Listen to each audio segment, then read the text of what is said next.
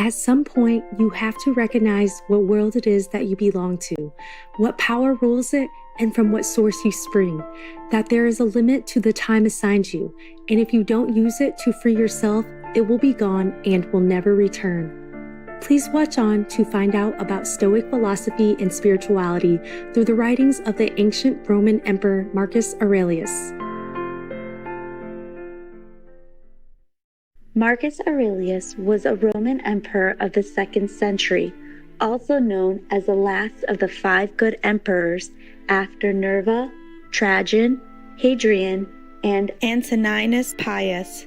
During his 19 years of leadership, Aurelius gained a reputation as a philosopher king, founding his beliefs on the teachings of Stoicism. The Roman emperor was also diligent in finding his own way of self-improvement.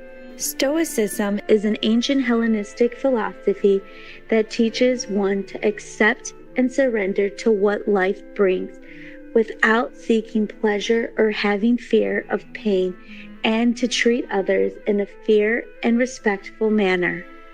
Marcus Aurelius wrote personal notes and ideas on Stoic philosophy and spirituality as a source of guidance for himself. These notes, originally written in medieval Greek, formed a collection titled Meditations.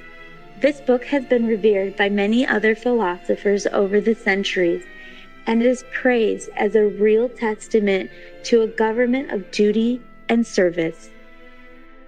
We'll now explore Book 2 from Marcus Aurelius' compilations Meditations. Unwavering are the wise notes given by the philosopher, reminding us during our limited time on earth to live a more simplified life in divine harmony with the world, nature around us, and most importantly, with ourselves.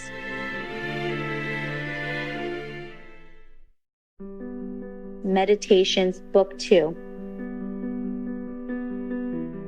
I have seen the beauty of good and the ugliness of evil, and have recognized that the wrongdoer has a nature related to my own, not of the same blood or birth, but the same mind and possessing a share of the divine.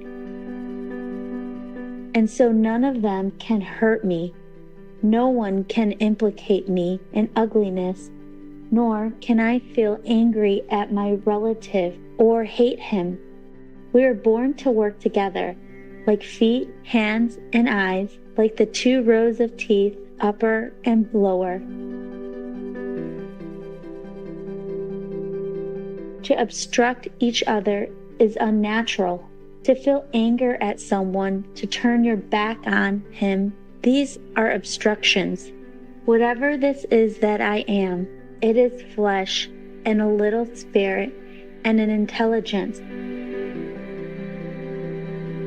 Throw away your books. Stop letting yourself be distracted. That is not allowed.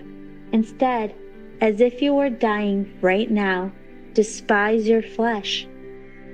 A mess of blood, pieces of bone, a woven tangle of nerves, veins, arteries. Consider what the spirit is, air, and never the same air, but breathe out and gulped in again every instant. Finally, the intelligence. Think of it this way. You are an old man. Stop allowing your mind to be a slave, to be jerked about by selfish impulses, to kick against fate and the present, and to mistrust the future. What is divine is full of providence. Even chance is not divorced from nature, from the inweaving and enfolding of things governed by providence. Everything proceeds from it. And then there is necessity and the needs of the whole world, of which you are a part.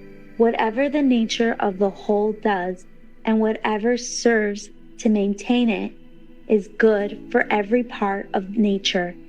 The world is maintained by change in the elements and in the things they compose. That should be enough for you. Treat it as an axiom.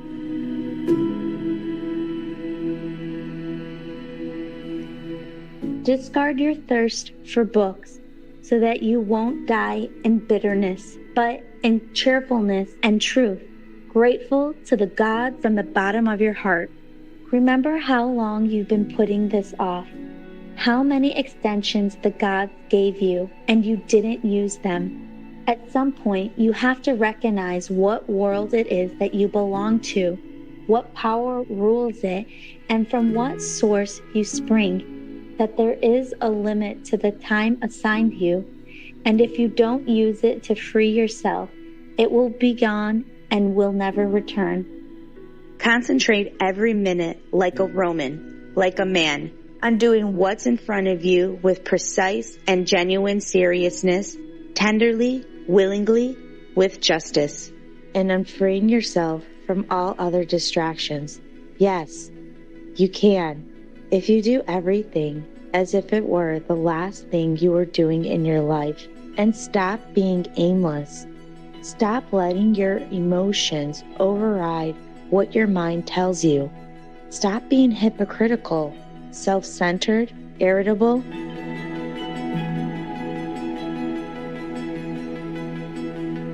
You see how few things you have to do to live a satisfying and reverent life? If you can manage this, that's all even the gods can ask of you. Yes, keep on degrading yourself, soul, but soon your chance at dignity will be gone. Everyone gets one life. Yours is almost used up. And instead of treating yourself with respect, you have entrusted your own happiness to the souls of others. Do external things distract you? Then make time for yourself to learn something worthwhile. Stop letting yourself be pulled in all directions, but make sure you guard against the other kind of confusion. People who labor all their lives but have no purpose to direct every thought and impulse toward are wasting their time, even when hard at work. Ignoring what goes on in other people's souls, no one ever came to grief that way. But if you won't keep track of what your own soul is doing, how can you not be unhappy?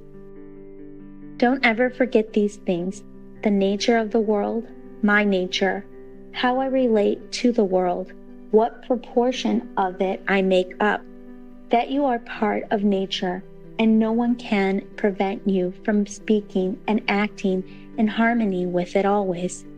In comparing sins the way people do, Theophrastus says that the ones committed out of desire are worse than the ones committed out of anger, which is good philosophy. The angry man seems to turn his back on reason out of a kind of pain and inner convulsion, but the man motivated by desire, who is mastered by pleasure, seems somehow more self-indulgent, less manly in his sins. Theophrastus is right and philosophically sound to say that the sin committed out of pleasure deserves a harsher rebuke than the ones committed out of pain. The angry man is more like a victim of wrongdoing, provoked by pain to anger. The other man rushes into wrongdoing on his own, moved to action by desire.